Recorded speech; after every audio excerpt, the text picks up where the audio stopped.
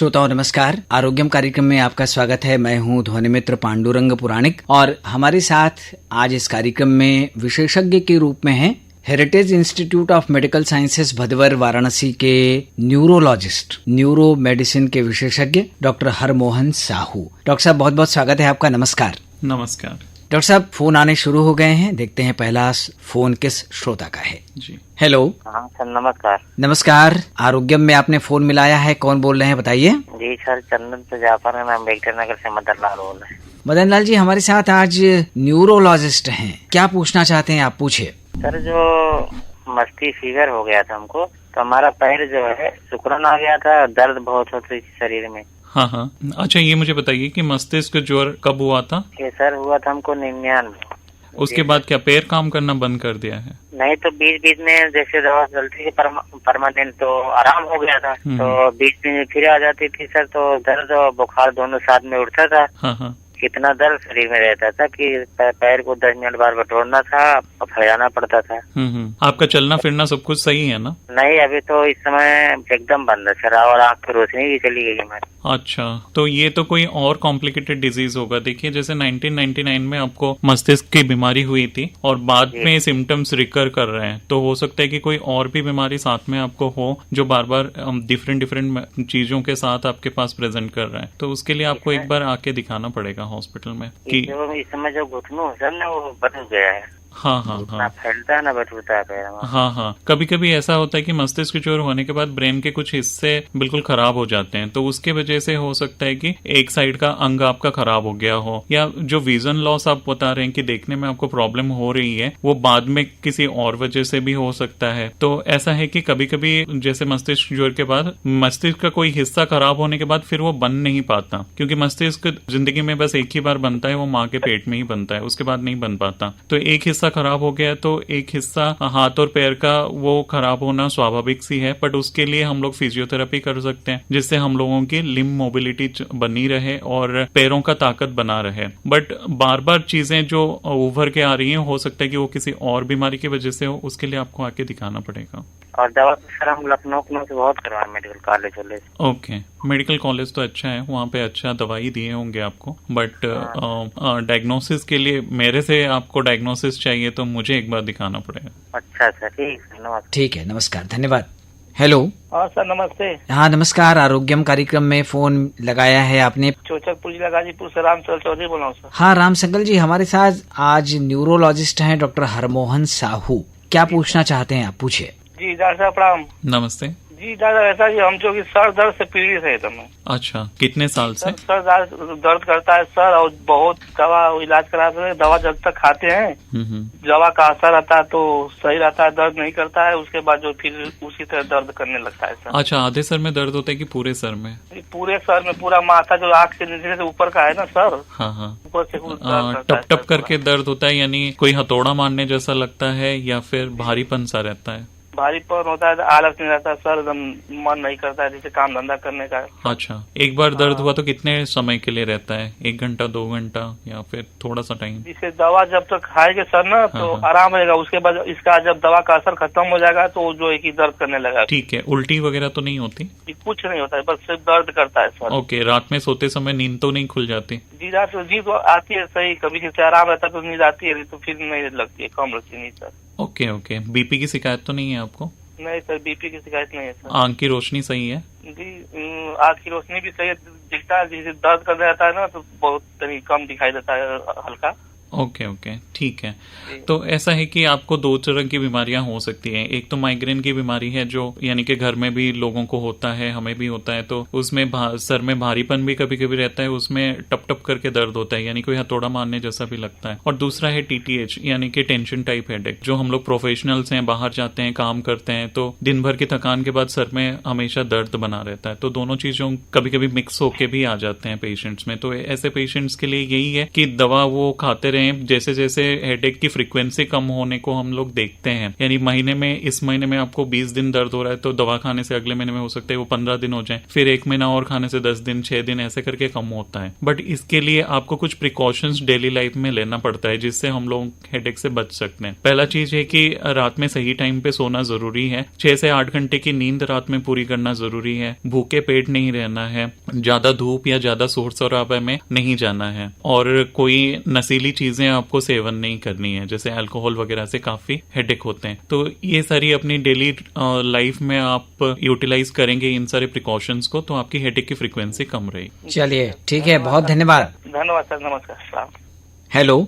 Hello. हाँ नमस्कार, आरोग्यम कार्यक्रम में फोन लग गया है आपका। डॉक्टर हरमोहन साहू हमारे साथ हैं, न्यूरोलॉजिस्ट। नमस्कार। नमस्ते। मैं चित्रियापुर शिवपुर से सीनियर सर्जन असगर अली बोल रहा हूँ। हाँ असगर अली जी, स्वागत है। अब पूछिए प्रश्न। डॉक्टर साहब सादर नमस्कार। नमस्ते, बताइए। जी मेरा अपना न्यूरो का प्रॉब्लम पैर में पंजे में है और बाएं पंजे में और नस निकला है, दाहिने में भी नस निकला है ग्रीन और नसों का जो है तो ये जब पैर फैलाते हैं आपके सुन में काफी खिंचाव आता है, दर्द सा बहुत तेज होता है। पंजे की उंगलियां जो है पूरा बराबर खुलती नहीं, अगर हम खोलना चाहे चाकर लगा के तो भी पैर के पंजे की उंगली पूरी नहीं खुलती, खाली घुटना और पहली उंगली का थोड़ा खुलता, बाकी 4 उंगली लगभग सटे सटे। जमीन में रखेगा तो खुल जाएगा, लेकिन जमीन में नहीं रखेगा उठाएगा तो खुलती नहीं है। उसी तरह हाथ में भी कुछ, जैसे मोबाइल वगैरह थोड़ा स्मार्टफोन पकड़ा तो थोड़ा देर हाथ की उंगली भी मतलब ऐंठ जाती है बराबर, तब उसको काफी वो करना पड़ता है, रगड़ना पड़ता है, तब वो जो है थोड़ा नॉर्मल में आता है बहुत देर के बाद। पंजे में जो नस आते हैं पंजे के अंदर वो हल्के हरे कलर के आते हैं। अच्छा, मुझे 2 चीजें आप बताइए, आपकी उम्र कितनी है? 80 साल 3 महीना 4 दिन। जी। ओके, और आप अपने टाइम में क्या काम करते थे? मैं इंडियन नेवी में था। अच्छा। मेरा जो है 1961 से और 2005 तक पानी के जहाज में था, पहले नेवी में था। उसके बाद सी सर्वे में चला गया। ओके, मैक्सिमम टाइम आपको वहाँ पे खड़े होके काम करना पड़ता था? बराबर।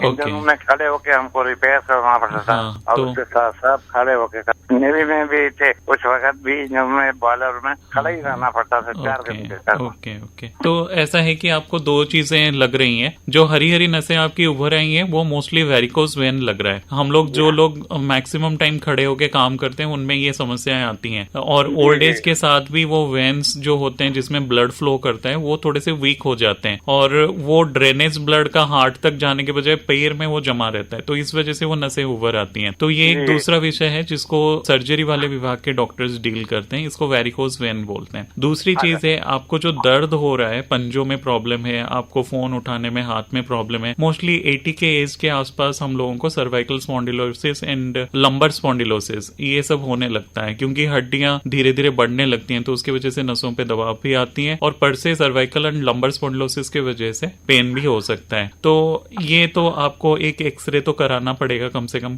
कमर का और एक गर्दन का। अगर आपको स्पॉन्डिलाइट कमर का पूरा एक्सरे भी हुआ है। हाँ, वो हम लोग, आप जब हमसे मिलेंगे पर्सनली तो हम लोग आपका एक्सरे वगैरह देख लेंगे। तो इसके लिए 1-2 प्रिकॉशंस मैं बता देता हूँ। अगर आपको स्पॉन्डिलाइटिस है, कमर में एक लंबोसैक्रल बेल्ट मिलता है तो उसको आप लगा सकते हैं। सर्वाइकल में जैसे प्रॉब्लम है तो सर्वाइकल में भी कॉलर आता है, सॉफ्ट सर्वाइकल कॉलर, उसको यूज कर सकते हैं। मैं हॉस्पिटल पलंग से गिर गया था तो मैं राइट साइड का बोन जो है कमर का वो डिफेक्टिव हो गया था।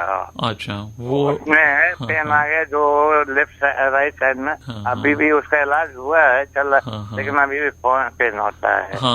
वो जो हड्डी वाले प्रॉब्लम है वो तो हड्डी वाले डॉक्टर आपको ट्रीट करेंगे। जी नस का प्रॉब्लम है, वही मेन प्रॉब्लम है जो कि जब पैर फैलाते हैं तो बात है, जिस वक्त नस चापेगा तो बहुत तेज दर्द होता है। ठीक है, नस में वो एक मेन प्रॉब्लम है। हाँ, तो वो फिर आप हमारे ओपीडी में आएंगे तो हम लोग उसके लिए मेडिसिन लिख देंगे।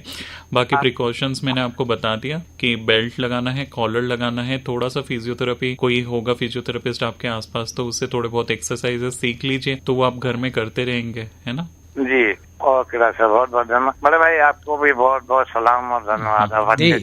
जी, धन्यवाद। नमस्कार। हेलो। हेलो। हाँ नमस्कार, आरोग्यम कार्यक्रम में फोन मिलाया है आपने, कौन बोल रहे हैं? हेलो सर, मैं गणेश यादव बोल रहा हूँ कोटावीर कछवा से। हमारे साथ न्यूरोलॉजिस्ट हैं डॉक्टर साहू, क्या पूछना चाहते हैं पूछिए। क्या लकवा पूरी तरह से ठीक हो सकता है क्या? देखिए, लकवा का मतलब है ब्रेन के अंदर फालिश लग गया, उसमें क्लॉटिंग हो सकता है या तो ब्लीडिंग हो सकता है। तो ब्लीडिंग या क्लॉटिंग की वजह से ब्रेन के थोड़े से हिस्से खराब हो जाते हैं। तो ये जो ब्रेन बनता है वो माँ के गर्भ में ही बनता है, उसके बाद फिर बनता नहीं है। कोई हिस्सा ब्रेन का छोटा सा भी हिस्सा वो खराब हो गया तो वो परमानेंटली खराब हो जाता है। तो इस वजह से लकवा लगने के बाद फिर से ब्रेन का रिजेनरेशन नहीं होता, जो कमजोरियां हैं वो बनी रहती हैं, बट उसको हम लोग फिजियोथेरेपी के जरिए उस मांसपेशियों का ताकत यानी बरकरार रख सकते हैं।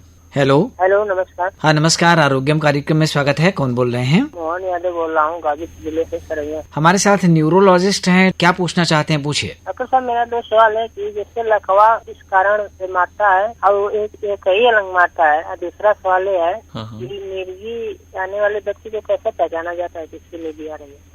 ओके। अच्छा, लकवा के लिए आपको ये जानना पड़ेगा कि ब्रेन के अंदर या तो क्लॉटिंग हो सकती है या तो ब्लीडिंग हो सकती है, उस वजह से लकवा मारता है। लकवा के कॉजेस आपने पूछे तो मोस्ट कॉमन कॉज जो इंडिया में है वो है बीपी की शिकायत। बीपी के लिए लोग लेते हैं दवा, कुछ दिन उनको लगता है कि बीपी ठीक हो गया, फिर वो दवा छोड़ देते हैं। तो उस वजह से 4-5 दिन ठीक रहता है, फिर 5वें-6वें दिन बीपी इतना ज्यादा बढ़ जाता है कि ब्रेन के अंदर ब्लीडिंग हो जाती है, फिर फालिश लग जाती है। दूसरा, एक ही साइड क्यों मारता है? क्योंकि ब्रेन के एक ही साइड में ही ब्लीडिंग होता है। दोनों साइड में ब्लीडिंग हुआ तो पेशेंट फिर कोमा में चला जाएगा, है ना। छोटे मोटे ब्लीडिंग वाले चीजें जो हैं वो पेशेंट बच जाते हैं। जिनको बड़े बड़े ब्लीडिंग होती है, दोनों साइड में होता है, वो लोग तो एक्सपायर ही करते हैं। मोस्टली 95% चांसेस उनके सर्वाइवल के नहीं रहते, क्योंकि लकवा अगर दोनों साइड मारा है यानी कि बहुत बड़ा सा फालिश है ब्रेन के अंदर, तो ऐसे पेशेंट को बचाना बड़ा मुश्किल रहता है। तो इसलिए जिन लोगों को आप देखते हैं उनको एक ही साइड में आप लोग देखते हैं। और ऐसा नहीं है कि स्पाइनल कॉर्ड में भी लकवा मार सकता है, वो अलग विषय है। डीमाइलिनेटिंग डिसऑर्डर्स कुछ हैं ऐसा, कभी कभी टीबी की वजह से उनके चारों अंग खराब हो जाते हैं, हाथ दोनों पैर खराब हो जाते हैं। नए लोग में या बुजुर्ग लोग में ज्यादा दिखाई देता है? बिल्कुल, क्योंकि बुजुर्ग लोगों में ज्यादा ब्लड प्रेशर और डायबिटीज की शिकायत बुजुर्गों में ज्यादा रहता है, इस वजह से उन लोगों में ज्यादा लकवा के चांसेस रहते हैं। बट ऐसा नहीं है कि यंग पेशेंट्स में दिखता नहीं है। हमारे पास ऐसे भी पेशेंट्स हैं जो लोग यानी 5 साल 6 साल के बच्चे हैं, उन लोगों में भी होता है, 20 साल के लोगों में भी होता है, हर एज ग्रुप में हम लोग देखते हैं। दूसरा प्रश्न था आपका झटके के बारे में। किसको झटका आएगा ये हम लोग प्रेडिक्ट नहीं कर सकते, बट जिसको झटका आएगा उसके लिए हम लोग दवा दे सकते हैं। झटके के कारण बहुत सारे हैं। कुछ लोगों में ऐसा रहता है कि ब्लड में नमक की गड़बड़ियां हो गई, शुगर कभी बढ़ गया या कभी काफी कम हो गया, तो इन सब लोगों में फीवर के बाद कभी कभी झटके आ सकते हैं। तो इन सब लोगों में सर्टेन पीरियड ऑफ टाइम के लिए झटके आते हैं। बट कुछ लोग ऐसे होते हैं जिनको जेनेटिक एपिलेप्सिस होते हैं, यानी उनके आनुवंशिक प्रॉब्लम्स हैं, तो उन लोगों में लाइफ लॉन्ग झटके आने के चांसेस रहते हैं। पहचाना जाएगा सर? आप पहचान नहीं सकते। जिसको झटका आएगा उसको बस ट्रीट कर सकते हैं। पहले से देख के आप किसी को झटका आएगा ये प्रेडिक्ट नहीं कर सकते। डॉक्टर साहब, जैसे झटका आता है, मिर्गी का दौरा आता है, तो मिर्गी का ही दौरा आया है, ये हम कैसे जान सकते हैं? ये 2-3 चीजों से हम लोग को जानते हैं। पहली तो हिस्ट्री, कि पेशेंट को जब झटका आया उसका पोस्चर कैसा था, हाथ पैर कैसे चल रहे थे, आंख की पोजीशन क्या थी, जीभ कट गए थे कि नहीं कट गए थे, पेशाब छूटी थी, लेटरिन छूट गई थी, ये सब चीजें आपको ऑब्जर्व करना है। और मैं सारे श्रोताओं को ये अनुरोध करूंगा कि आपको कभी भी लगता है किसी पेशेंट का झटका आया है तो उसको करवट करवा लीजिए साइड में, नहीं तो फिर जो सलाइवा सिक्रेशंस होते हैं, लार होती है, वो चेस्ट में चला जाता है, वो हमेशा करना है। और पेशेंट के मुंह में कोई उंगली नहीं डालनी है, नहीं तो आपकी उंगली ही कट जाएगी। तो पेशेंट को करवट करवा के रखिए। चप्पल वप्पल ये सुंघाना, ये जो पुरानी चीजें हैं, इन सब से आप बचिए। जैसे ही पेशेंट को होश आता है उसको हॉस्पिटल लेके जाइए, है ना। बट साइड वाले और कोई आदमी आपके साथ है तो उसको जरूर बोलिए कि इसका वीडियोग्राफी बना दे, क्योंकि डॉक्टर को उसी से ही पता चलता है कि पेशेंट का झटका किस तरह का था और सही में वो झटका था नहीं था, ये भी आइडेंटिफाई हो जाता है वीडियोग्राफी से। बहुत सारे पेशेंट हमारे पास ऐसे आते हैं जिनको ट्रू सीजर्स नहीं आते, यानी कि उनके झटके नकली होते हैं। कोई मानसिक तनाव में रहता है तो उसको भी झटके जैसे दौरे आते हैं, बट उसके लिए झटके की दवाइयां शुरू नहीं की जाती। तो वीडियोग्राफी इज ए मस्ट, यानी आपके पास कोई एक्स्ट्रा आदमी है तो वो वीडियो जरूर बना ले, घर वाले पेशेंट को करवट करके रखें। ठीक है। चलिए, बहुत धन्यवाद।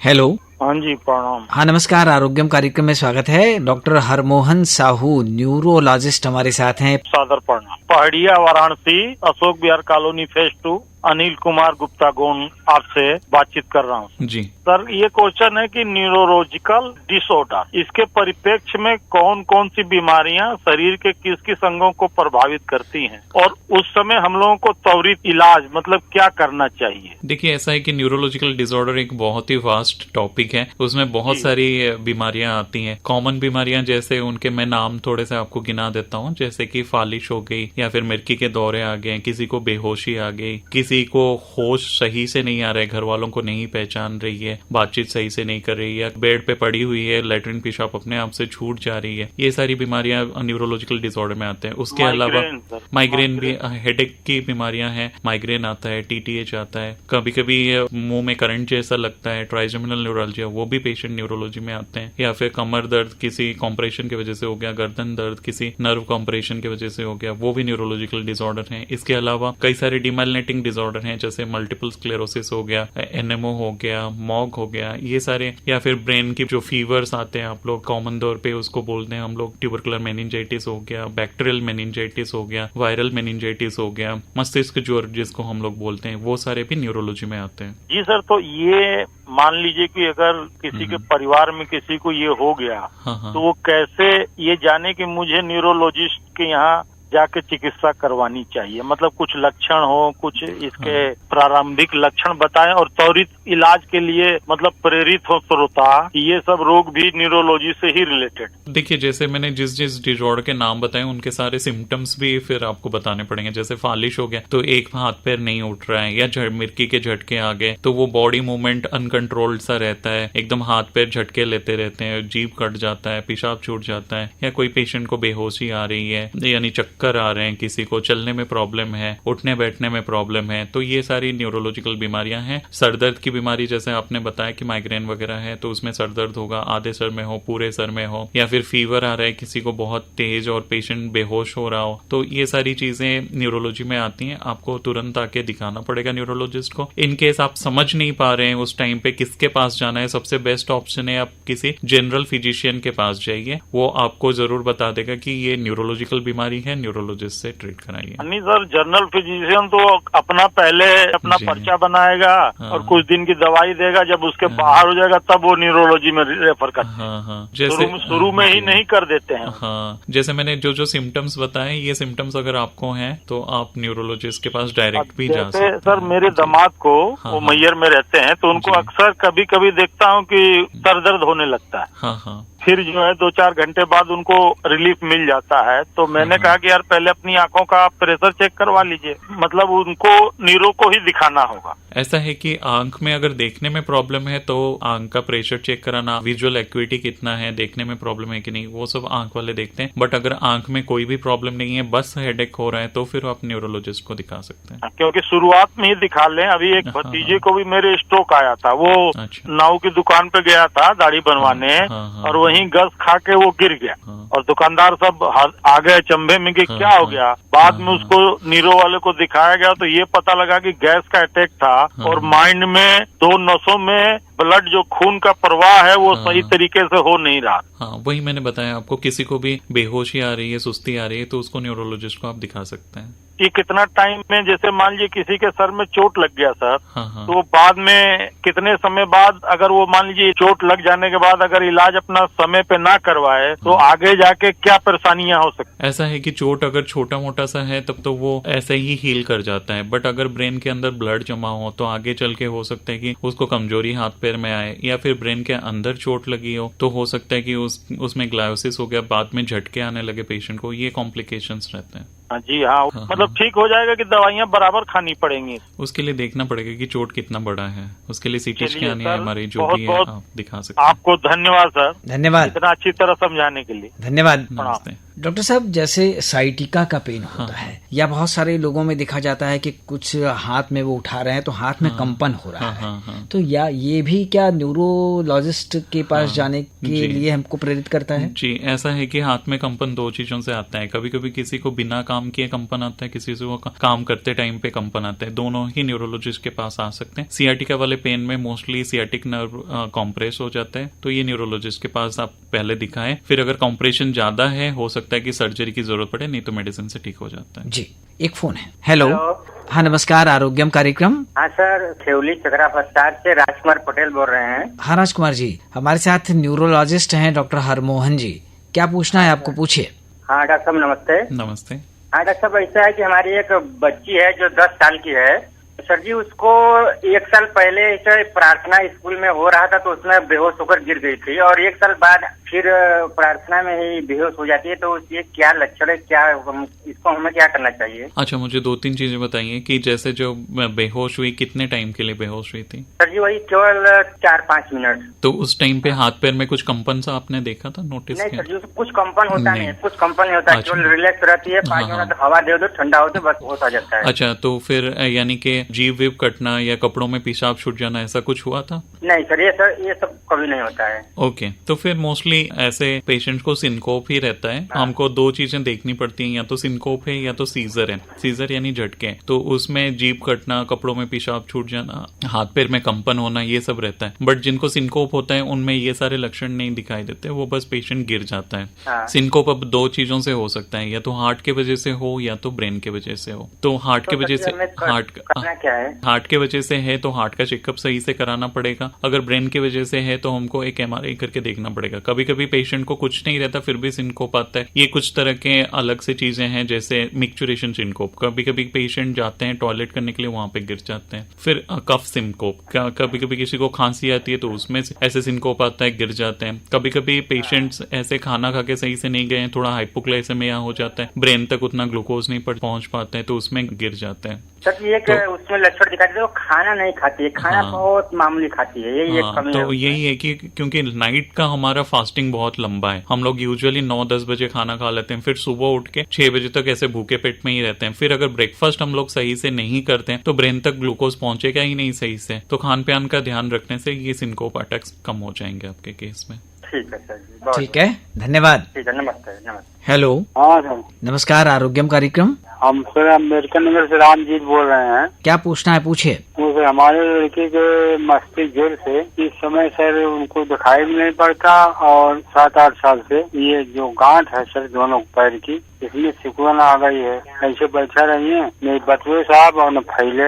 ओके। तो कोई उपाय सर बताइए इसका। हाँ, जैसे मस्तिष्क ज्वर के होने के बाद कभी कभी ब्रेन में काफी ज्यादा सिकुड़न आ जाते हैं, ब्रेन के कुछ हिस्से खराब हो जाते हैं, कभी कभी स्पाइनल कॉर्ड में इन्फेक्शन के पास प्रॉब्लम आ जाती है और दिखाई नहीं देता है। तो हो सकता है कि आपको कुछ एनेमो या मॉग जैसा कुछ बीमारी रही हो, जिसमें हाथ पैर के सिकुड़न भी आ जाते हैं, आंखों में दिखाई भी कम होने लगती है। तो ऐसे केसेस में इनकी ट्रीटमेंट तो लंबी चलती ही है, बट घर में आप ये कर सकते हैं कि किसी फिजियोथेरेपिस्ट के सहारे से फिजियोथेरेपी हाथ पैर का कराते रहें। आप उनसे सीख लीजिए, फिर घर में भी उसको कराते रहिए, ताकि हाथ पैर का पावर ब्रेन के खराब होने से या स्पाइनल कॉर्ड के खराब होने से जो चली जाती है, फिर वो ऑटोमेटिकली रिगेन नहीं करती। कभी कभी इतना डिस्ट्रक्शन आ जाता है कि उसमें पावर ब्रेन से या स्पाइनल कॉर्ड से आना पॉसिबल नहीं होता। तो उस केसेस में हम लोगों को अपने तरफ से फिजियोथेरेपी कराते रहना पड़ेगा, जिससे हाथ पैर की पावर बची रहे। और इनको डॉक्टर साहब क्या न्यूरोलॉजिस्ट मिलना चाहिए? जी बिल्कुल, ये ट्रीटमेंट न्यूरोलॉजिस्ट ही करते हैं, उनके परामर्श से ही आप आगे का ट्रीटमेंट लेते रहिए।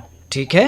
हाँ सर, ठीक है। तो एक बार डॉक्टर से मिलकर देखिए, जरूर आपको लाभ होगा, ऐसी हम कामना करते हैं। ठीक है, ठीक है, धन्यवाद। डॉक्टर हरमोहन साहू जी, बहुत अच्छी सलाह आपके माध्यम से हमारे श्रोताओं तक पहुंची है। स्वस्थ रहने की दृष्टि से न्यूरोलॉजिकल जो बीमारियां हैं उनसे बचने की दृष्टि से एक स्वस्थ आदमी ने किन किन चीजों का ध्यान देना चाहिए? हमारे लाइफस्टाइल में काफी चीजें हैं जो हमें न्यूरोलॉजिकल डिसऑर्डर की तरफ धकेल देती हैं, वो हमारे लाइफस्टाइल में चेंजेस लाने पड़ेंगे। सबसे पहला है सोना। सही टाइम पे सोना जरूरी है। मैक्सिमम लोग रात में मोबाइल देखते रहते हैं, लेट नाइट को सोते हैं, तो वो आदत आपको छोड़ना पड़ेगा। रात में 6 से 8 घंटे की नींद पूरी करनी है। आपको नशीली पदार्थों से दूर रहना है और भूखे पेट नहीं रहना है। इन 4-5 चीजों का आप अगर अपने लाइफस्टाइल में ख्याल रखेंगे तो आप एक स्वस्थ लाइफ लीड कर सकते। हेलो गुरुजी, नमस्कार। हाँ नमस्कार, आरोग्यम कार्यक्रम में स्वागत है। मैं मुश्ताक अहमद कसगांव जौनपुर से बोल रहा हूँ। हमारे साथ न्यूरोलॉजिस्ट हैं डॉक्टर हरमोहन साहू। पूछिए, क्या पूछना है? अच्छा डॉक्टर साहब ये बताइए, हमारे गांव में एक पेशेंट ऐसा है, मिर्गी आती है तो क्या जूता सुखाना तर्क संगत है? नहीं, बिल्कुल नहीं। इसका कोई वैज्ञानिक पहलू तो नहीं है ना? नहीं, कोई भी पहलू नहीं है। ये सब पुरानी अफवाहें हैं, इन सब से आपको बचना चाहिए। दवा सही टाइम पे लेना है, उसी से ही मिर्गी का दौरा बंद हो सकता है। एक न्यूरोलॉजिस्ट से मिलिए, उनके परामर्श लीजिए, जो ट्रीटमेंट बताते हैं, जितना टाइम के लिए बताते हैं उसका कोर्स पूरा लीजिए। बीच में आपको दवाइयां छोड़नी नहीं है, बराबर दवा खाना है, और जिस डोज पे लिखा जाता है, जिस तरीके से लिखा जाता है कि दिन में 1 बार 2 बार या 3 बार, उसी हिसाब से आपको लेना है, तभी जाके आपके मिर्गी के दौरे बंद रहेंगे। अच्छा ठीक है, धन्यवाद। बहुत धन्यवाद डॉक्टर हरमोहन साहू जी। आपसे हम विदा लें, इससे पहले आपकी पसंद का एक गाना श्रोताओं को जरूर सुनवाना चाहेंगे। कौन सा गीत है बताइए? तू मिले दिल के ले, ये मुझे काफी पसंद है। तो यही वाला गीत हम अपने श्रोताओं तक पहुंचा देते हैं। अगले सप्ताह एक नए विषय के साथ, एक नए विशेषज्ञ के साथ आरोग्यम कार्यक्रम में हम फिर उपस्थित होंगे। आप सबकी ओर से डॉक्टर हरमोहन साहू, आप न्यूरोलॉजिस्ट हैं, आप heritage institute of medical sciences Bhadwar Varanasi से जुड़े हुए हैं, आपको ढेर सारा धन्यवाद दे देते हैं। अब ध्वनि मित्र पांडुरंग पुराणिक को दीजिए अनुमति। नमस्कार। नमस्कार। तू मिले दिल खिले और जीने को क्या चाहिए, तू मिले दिल खिले और जीने को क्या चाहिए, ना हो तू उदास तेरे पास पास मैं रहूंगा जिंदगी भर, ना हो तू उदास तेरे पास पास मैं रहूंगा जिंदगी भर, सारे संसार का प्यार मैंने तुझी में पाया, तू मिले दिल खिले और जीने को क्या चाहिए, हाँ तू मिले दिल खिले और जीने को क्या चाहिए।